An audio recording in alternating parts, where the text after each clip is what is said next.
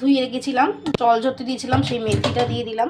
এর মধ্যে এবার আমি দেবো, যেহেতু নিরামিষ, আদা কুচি, অল্প লঙ্কা দেব, বেশি লঙ্কা দেব না, একটু দেব ধনে পাতা কুচি। দিয়েছি আমি 3 কাপ মতন ময়দা, এই রকম কাপের সাইজের।